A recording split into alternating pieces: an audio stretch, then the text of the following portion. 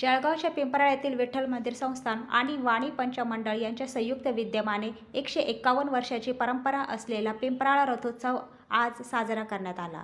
आषाढी एकादशीनिमित्त पिंपराळ रथोत्सव साजरा करण्यात येतो। पिंपराळ रथोत्सवाचे यंदाचे 151वे वर्ष आहे। खानदेशातील कानाकोपऱ्यातून भाविक या रथोत्सवात सहभागी होत असतात। पिंपराळ रथोत्सवाची परंपरा 151 वर्षापासूनची आहे। रथाच्या दिवशी पिंपराळ्यात मोठी यात्रा भरते।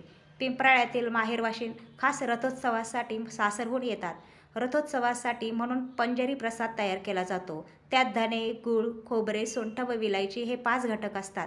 जवळपास 7 ते 8 तास हा रथोत्सव चालणार आहे, अशी माहिती रथोत्सव समितीकडून देण्यात आली आहे। श्रीरामाचे दर्शन घेण्यासाठी तसेच या रथयात्रेत सहभागी होण्यासाठी भाविक जिल्ह्यातून उपस्थित राहतात। एकादशीनिमित्त जिल्ह्यातील भाविकांची मोठ्या प्रमाणावर विठ्ठल मंदिरांमध्ये भाविकांनी गर्दी केली असते।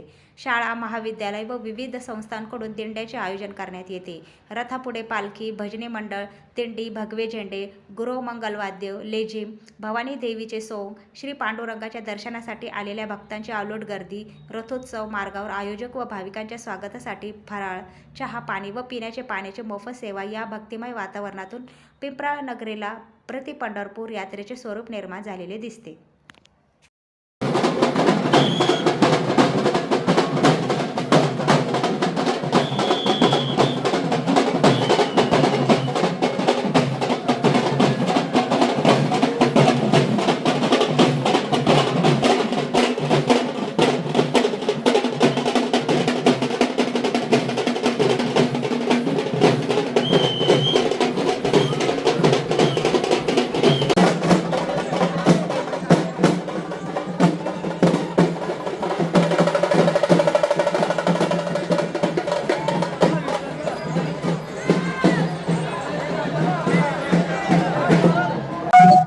पिंपराळ नगरीमध्ये यावर्षी 151 वर्ष आणि प्रति पंढरपूर म्हणून जी ओळख आहे जळगाव जिल्ह्यामध्ये पिंपराळची, आषाढी एकादशीला रथोत्सव दरवर्षी सालाबादाप्रमाणे साजरा करण्यात येतो। यावर्षी रथाचं 151 वर्ष आहे।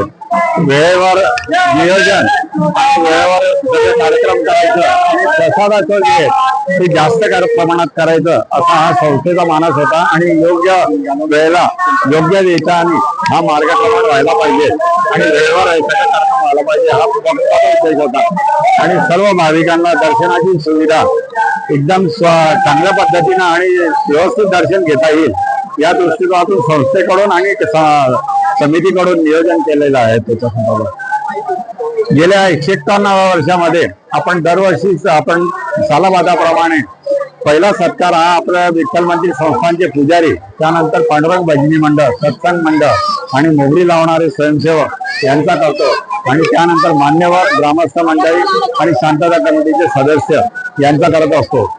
दरवर्षी या रथोत्सवाला नवसाला पावणारा रथोत्सव म्हणून हा परिचित आहे सगळ्या भाविकांना।